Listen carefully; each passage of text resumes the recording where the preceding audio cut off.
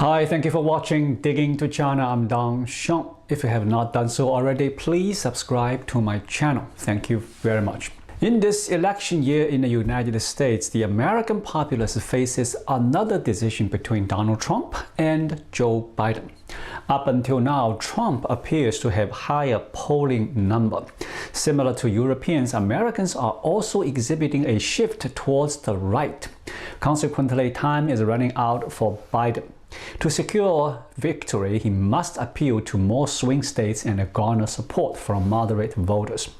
A pivotal move in this strategy is playing the China card. Viewing China as the primary adversary has now become a shared perspective between the two major political parties in the United States. Essentially, gaining more support from the American public is contingent on adopting a tougher stance against China. In a recent strategic move, Biden announced on March 1st the initiation of an investigation into whether cars manufactured in China could be employed for monitoring Americans. The primary goal is to impose sanctions on electric vehicles made in China. However, this investigation seems premature and entails a presumption of guilt, given that the Chinese electric cars have not yet entered the US market, except for a few large buses. The US has consistently excluded civilian electric vehicles from Chinese domestic brands. This time, China is facing the consequences of trade protectionism, and the entire Chinese electric vehicle industry may suffer.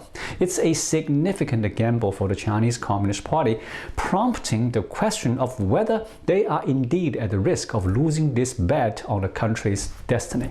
The Chinese Communist Party is pinning its aspirations for industrial advancement on electric vehicles. The potential dominance of electric cars manufactured in China in the European and American markets could effectively address the ongoing challenges of economic transition and potentially alleviate domestic debt crisis. Access to international markets implies a continuous inflow of US dollars, and the sustained growth of foreign exchange reserves might alleviate the pressure of excessive renminbi issuance. This could serve as a substantial solution for revitalizing the Chinese economy. Examine the historical context of economic globalization. China's primary strength in the electric vehicle sector lies in its affordability. If the United States were to genuinely open its market to embrace Chinese electric vehicles, Americans could potentially acquire a brand new electric car for $10,000, as opposed to the current prices reaching several tens of thousands of dollars. The influx of low-cost Chinese cars could, theoretically, contribute to a reduction in inflation in the United States. From a logical standpoint, this should be a positive development for the US. So, why is the Democratic Party rejecting the idea of inexpensive Chinese cars this time? The primary reason is indeed grounded in concerns about the data security of electric vehicles. U.S. Commerce Secretary Raimondo has gone as far as comparing today's electric cars to iPhones on wheels. The fear is that if a substantial number of Chinese electric cars flood the US market, the Chinese government could potentially exploit the remote control capabilities to disrupt the US highway system or even monitor every American household with a vehicle. However, this argument appears more like an excuse and lacks substantial evidence. After all, there are also hundreds of millions of iPhones in the hands of Chinese citizens. Does that imply the US is monitoring them as well? Upon witnessing China's prohibition of Tesla vehicles in government office complex, interception of Tesla cars on highways, and the restriction of government officials from using iPhones during work, many Chinese might scoff at these actions. However, as the United States adopts similar measures, it becomes evident that these actions lack genuine justifications and are intentional, mirroring China's approach. Yet, it's crucial not to analyze the Communist Party with a regular person's perspective, because the party is more inclined to surveil Americans and attempt to disrupt the stability and infiltrate the society of the United States. Similar situations have occurred recently recently exemplified by an incident in India. India purchased concrete pump trucks and cranes from China's sandy heavy industry. But Indian buyers, acting dishonestly, only paid 70% of the total amount and sought tax-related reasons to penalize sandy heavy industry. This led to significant losses for Sany in India, prompting them to remotely disable all the equipment. While this incident does involve India engaging in unscrupulous behavior and exploiting Sany heavy industry, it has also shed light in the global risk associated with equipment bought from China being remotely disabled. The U.S. Department of Defense subsequently designated Chinese cranes as potential spy devices, suggesting that China's cranes could be remotely controlled by the Chinese government to disrupt the U.S. ports. The U.S. is now aiming to swiftly replace Chinese imported cranes with domestically produced ones. Following this, President Biden announced a $20 billion subsidy for relevant industries to expedite the independent production of cranes. Currently, over 80% of the cranes used in U.S. ports are manufactured in China, making this risk a tangible and urgent concern. Yet, the heightened concerns about data security regarding Chinese electric vehicles seem premature since the U.S. market hasn't fully embraced these vehicles.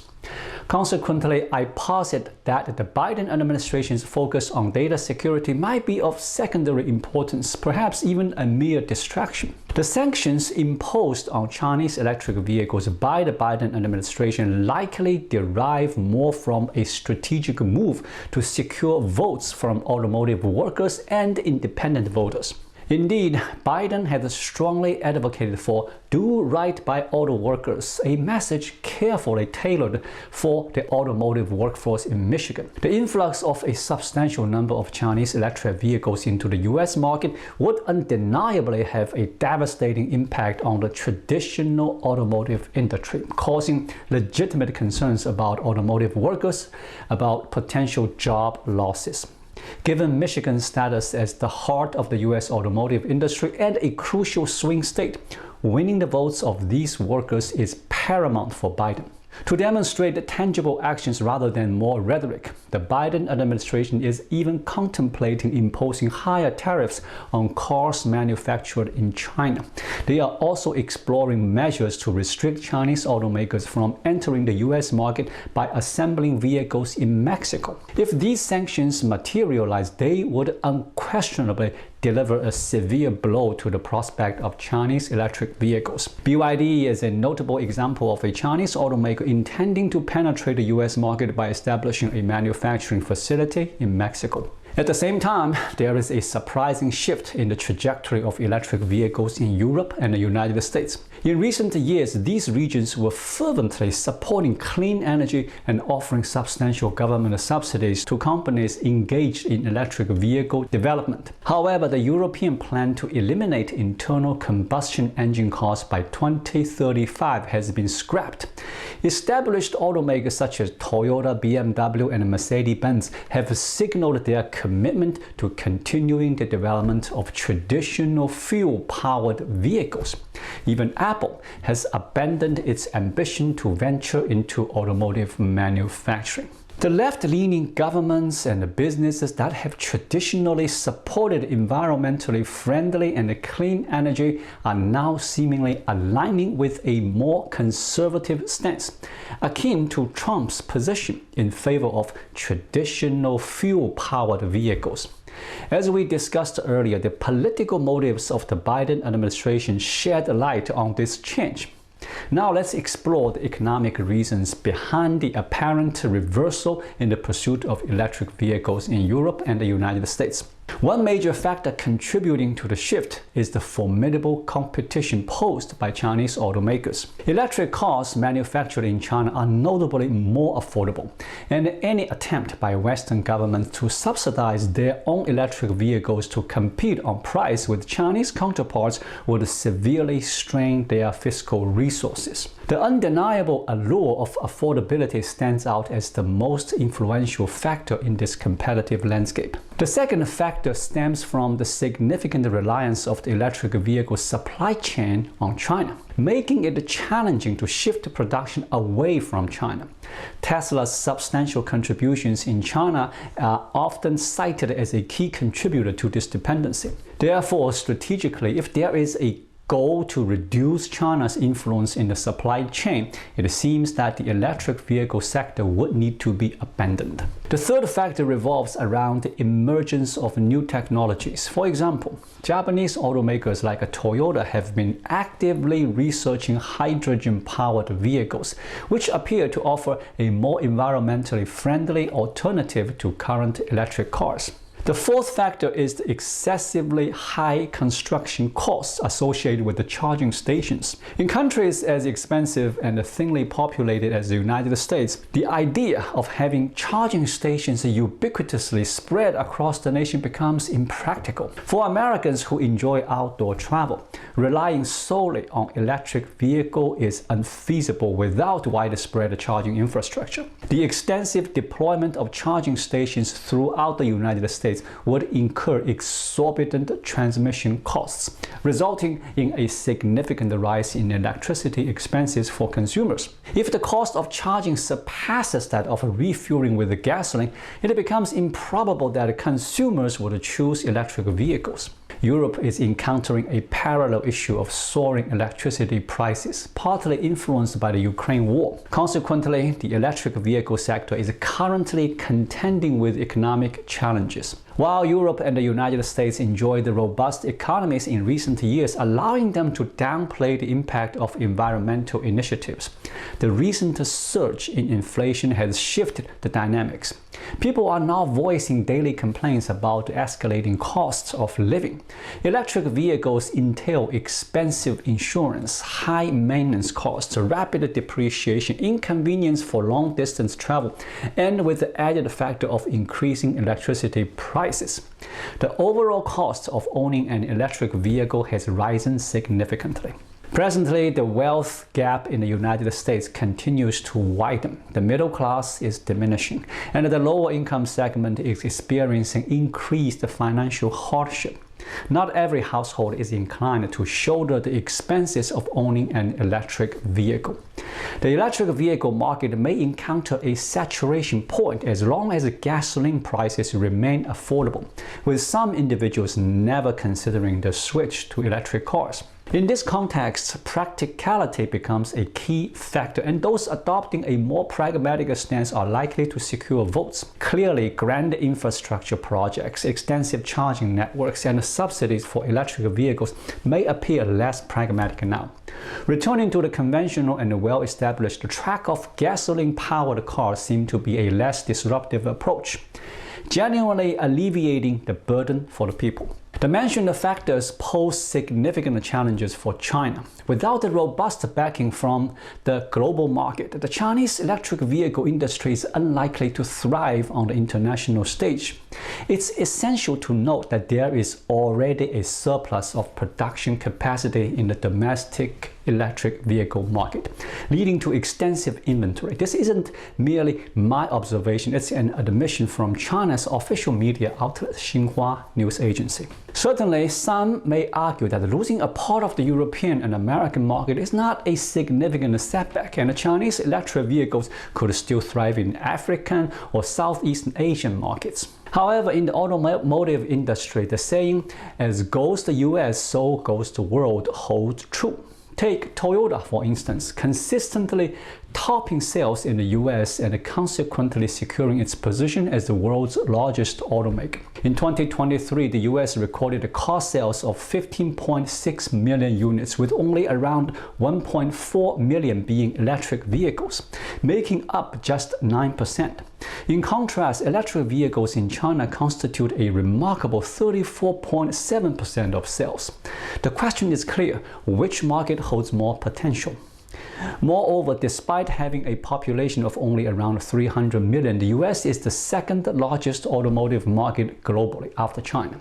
China, with a population of 1.4 billion, had car sales of only 30 million in 2023, not even double that of the US. A glance at the global car sales figures reveals that the leading markets are primarily developed countries in Europe and North America. Therefore, losing the European and American markets would inevitably constrain the growth of this industry, not to mention the weight of carrying the mission to transform the nation's destiny. The development of China's electric vehicle industry to its current status, in my view, is partly attributable to fortunate circumstances and partly a consequence of being taken advantage of by left-leaning politicians in Europe and the United States. The decision of the Chinese government to invest in the electric vehicle sector traces back to the 2016 Paris Agreement.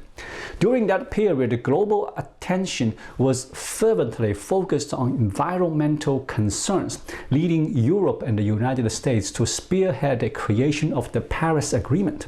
In essence, it involved a form of exploitation towards developing countries. The Paris Agreement mandated that each country should regulate its carbon dioxide emissions based on a set quota. However, factories with significant pollution were already relocated to developing countries, resulting in developed nations having surplus emission quotas, while developing nations faced a shortage.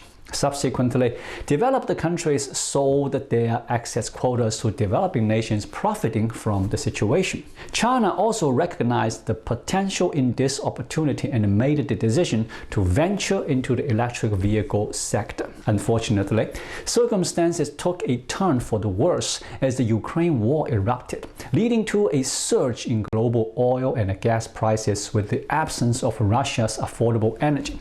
Faced with this predicament, the immediate focus became addressing the pressing issues at hand.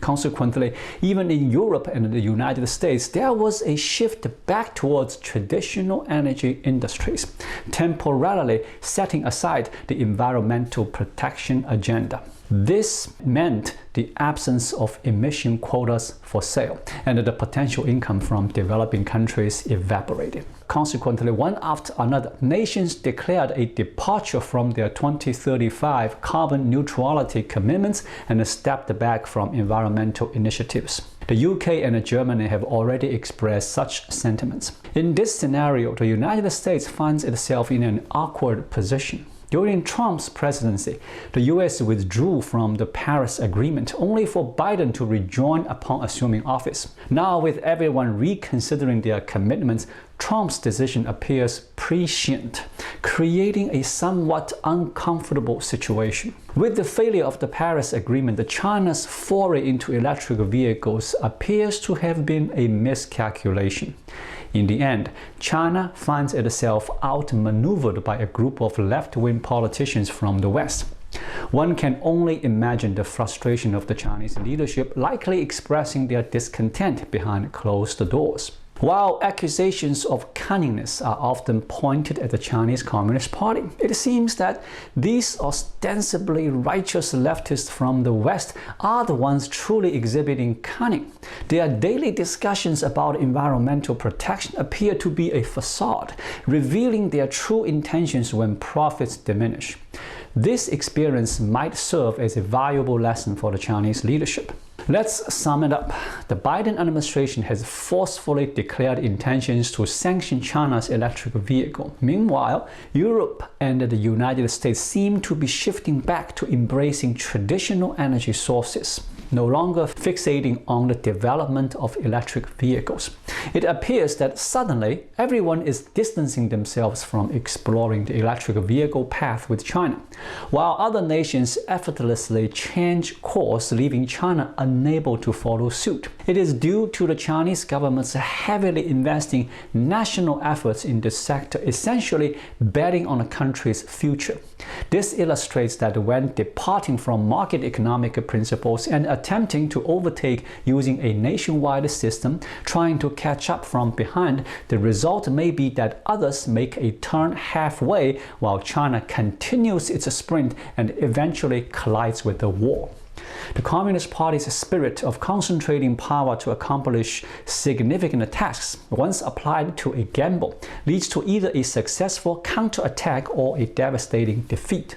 At the present, it appears that the Communist Party faces a more significant risk of losing in this gamble, having genuinely been led astray by left-wing politicians in Europe and the United States.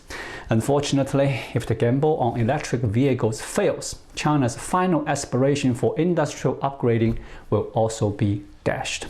Thank you for watching. Please leave a comment and subscribe to my channel. Just click the subscribe button right here. I'll see you again shortly. Until then, be well.